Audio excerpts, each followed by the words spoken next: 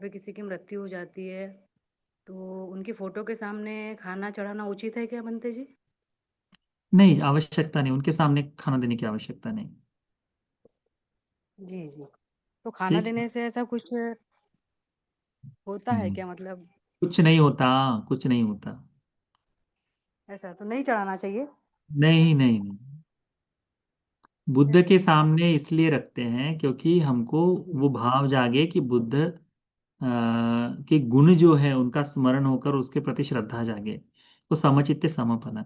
मृत आदमी जो है, मरा हुआ आदमी जो है, वो तो खाना खा भी नहीं सकता। वो तो परलोक में कहीं गया हुआ है, उसको वहां से खाना नहीं। उसके नाम से किसी को खाना खिला सकते हो कि भैया ये जो खाना किसी दूसरे को खिला रहे हैं इसका पुण्य मेरे ज्ञातियों को मिले। कभी कोई खिला दो, है ना, वो तो चलता ही है, वो तो शास्त्र सम्मत है। तो कम से कम 125 वाला तो तुमको पुण्य मिलेगा। और हो जाए तो शास्त्रों के हिसाब से देखे तो उसको भी मिल जाएगा कुछ ना कुछ खाने के लिए।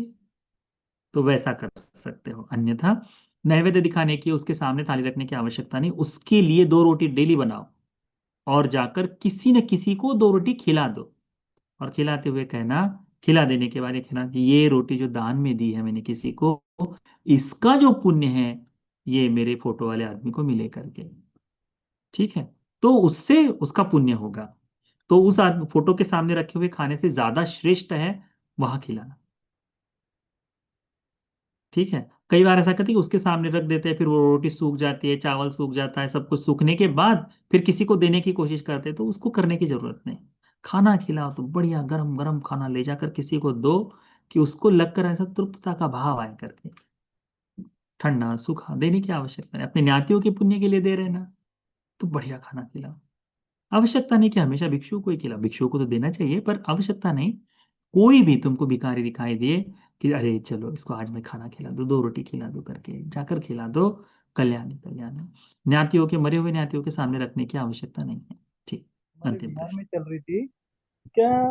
यहाँ पे जो है नौजवान पीढ़ी जो है इसको जो है कैसे आगे लेके जाए। और जो आदर होता है, आदर जो होता है वो आदर ही नहीं हो पा रहा है। तो इसका जो है हमको सही ज्ञान होना चाहिए, तो उसके लिए गुरु लगता है। तो हमारे को जो है भिक्षु संघों को बिल्कुल अंधश्रद्धा में लेते हैं और नाम रखते हैं, तो मैं उनसे दूर हो गया। अच्छा नहीं लग रहा था मुझे। तो इसमें और कुछ निष्कर्ष। जिसको जिसको लगता है कि युवकों ने धर्म में आना चाहिए, उसको सेवा के लिए भेजो। जाकर भिक्षु संघ की सेवा करे, विहारों की सेवा करे।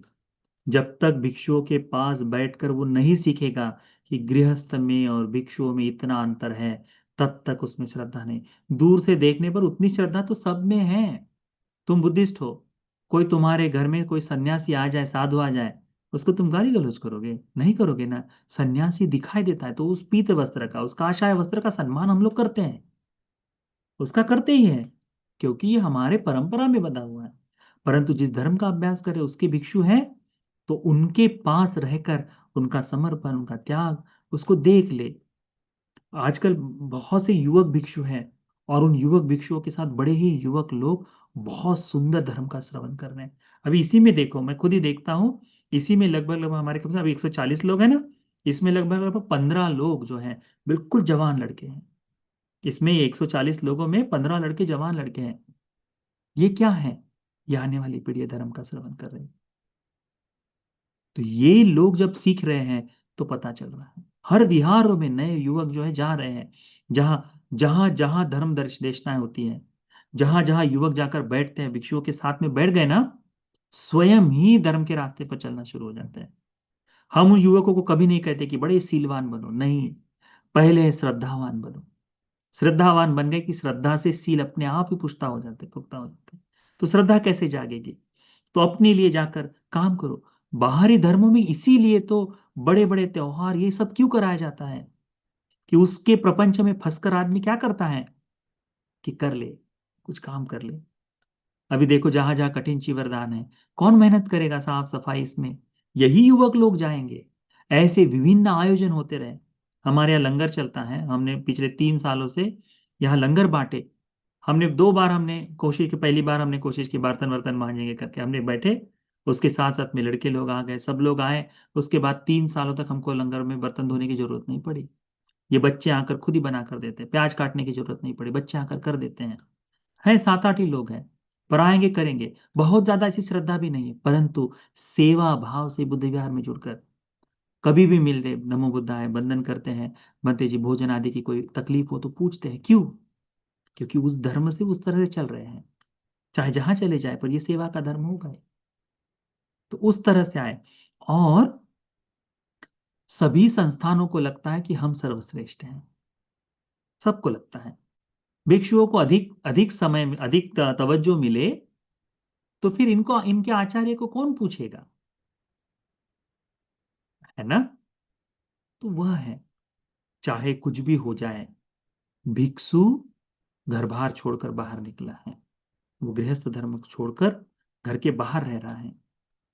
आप प्रवचन करके, देश बोलकर आप रिटायर्ड हो गए हैं, तब जाकर बने हैं भिक्षु। रिटायर होकर भी भिक्षु बना है बाद में, तब भी वो घर के बाहर रह रहा है, अपने पुत्रों से अलग, पत्नियों से अलग, सबसे अलग, सबको त्याग कर रह रहा है। कम से कम उसका समर्पण, ठीक है। कुछ में लोभ लालच जाग जाता है, तो क्या भारतीय बौद्ध महासभा के गृहस्थों में ये लोभ लालच नहीं है? उनमें भी ये लोभ लालच है। लोभ लालच किसके पास नहीं है? सबके पास है। तो समर्पण को देखना चाहिए, तब जाकर होगा। और जो शासन का काम, बुद्ध शासन का काम भिक्षुओं के केवल रहने भर से हुआ है। अतीत में भंते जी लोगों को, अभी ये 20 साल पहले, 30 साल पहले जो भिक्षु थे, चीवर कैसे पहना जाता है नहीं पता था। पर जब वो गांव में घर घर गांव गांव घूमता था ना, उसको देखकर पता चलता था कि अच्छा ये बाबा साहब के अनुयायी है करके, उसमें से आए हुए भिक्षु है करके, इन लोगों ने जीवित रखा है। तुम लोगों ने 4 गाथाएं बोल दी, वहां पर जाकर सुन लिया, थोड़ा सा लोगों के घर में जोड़ दिया, थोड़ा सा धर्म, बुद्ध धर्म का पठन कर लिया, आचरण में शून्य हो गए। भारतीय बौद्ध महासभा के जो जितने लोग हैं, जो सीलवान हैं, उनका गौरव करना चाहिए। परंतु जो दुस्सील है, उस व्यक्ति ने अपने आप पहले परीक्षा करनी चाहिए। दूसरे भिक्षु पर दोष लगाने से पहले देखना चाहिए कि मैं अपने आप को कहता हूं कि मैं ये हूं, क्या मेरे सील परिपूर्ण है कि नहीं है? अपने आप को पहले देखो, है ना? अभी पिछली बार ही संयुक्त निकाय में हम निकाय में नहीं, संडे स्कूल के बच्चों को एक धम्मपद की कथा बताए थे हमने। हाँ, कि दूसरों को क्या देखते हो, दूसरा उनका करना करना क्या देख रहे हो, स्वयं का क्या कृत है, क्या अकृत है करके देखने के लिए बताया है, वो देखना चाहिए। तो भिक्षु जैसा भी है, जीवित है, उसके कारण अनेकों को, हजार लोगों को प्रेरणा मिल रही है। केवल उतनी मात्र के लिए उनके पास उनका सम्मान करो। आपको नहीं लगता कि उसकी दान से, उसको धन से सेवा करे, कोई आपत्ति नहीं, भोजन से सेवा करो उसकी। उतना तो कर सकते हैं, उतना करो, पर्याप्त है।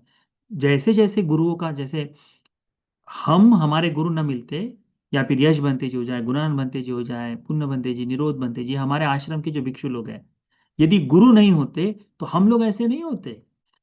गुरु जी ने बुद्ध रश्मि चैनल आप लोग सुनते हैं ना, देखा है ना, नाम सुना है ना बुद्ध रश्मि चैनल का? पता है ये भंते जी लोग कैसे बैठे हैं? गुरु भंते जी चेयर पर बैठे और एक एक भिक्षुओं को बिठाया, बताओ कैसे बताओगे करके, एक एक शब्द बताया, इसको ऐसा नहीं ऐसा बोलो, सिखाया। वो गुरु जी है ना, पूरे गुरु के गुण है हमारे। हाँ, यानी गुरु को उनको देखो, तुम्हारी सारी थकान, सब कुछ खत्म हो जाएगा। हमने स्वयं देखा है, भिक्षुओं को सिखाते उस तरह से एक एक शब्द बताते हुए बताया है। ऐसे गुरुजन जब जब इस देश में आ जाते हैं ना, अब बताओ, हमारे एक गुरु जी के कारण आज भारत में यहाँ पर्यंत तक इतने लोगों को लाभ हुआ है, एक गुरु के कारण। अब जब 10 साल यशवंती जी को हो जाएंगे, आने वाले और 10 साल भारत में गुणान बंते जी को और 10 साल हो जाएंगे, निरोध बंते जी को, पुण्य बंते, इनसे जो आने वाले लोग हैं, इनसे जो प्रभावित होने वाले लोग हैं, इनके पास सार स्वरूप में इतना कुछ बचेगा कि जो प्रश्न अभी तक उठ रहे थे, ये सारे विलुप्त हो जाए। आप स्वयं ही देखिए, पिछले 4 सालों में भिक्षुओं के धर्म देशना करने की पद्धति जो है, उनका तरीका बदल गया है। जिन जिन लोगों ने धर्म सुने हैं, उन भिक्षुओं ने अब दूसरों के देवी देवताओं पर, वो देवी देवताओं पर भाषणबाजी करना भी कम कर दिया है।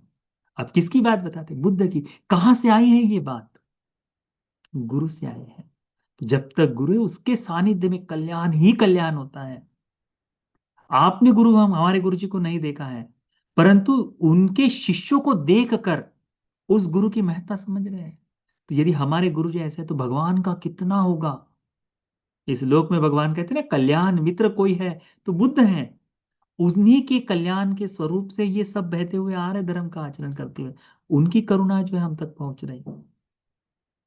तो जब ये बात हो जाएगी तो ये सारी चीजें गौण हो जाएगी, ये सारी चीजें समाप्त हो जाएगी। युवकों को बड़ा प्रेरणादायी मिलेगा। श्रीलंका देश में सबसे अधिक तरुण भिक्षुओं में, सीलवान गुणवान धर्म का पालन करने वाले भिक्षुओं में किसी का संग था, है तो हमारे गुरु जी का है। 18 साल से छोटे बच्चों की प्रवचन नहीं कराते अब, बिल्कुल उस समय से जानते हुए। इतना सुंदर, उस संग को देखते ही यशवंती जी के स्टेटस पर अनेकों बार वो फोटोज लगी रहती है। देखो ऐसा सुंदर संग, हमने स्वयं अपनी आंखों से देखा है। अश्रु आ जाते हैं लोगों के आंखों में उस संग को देखकर।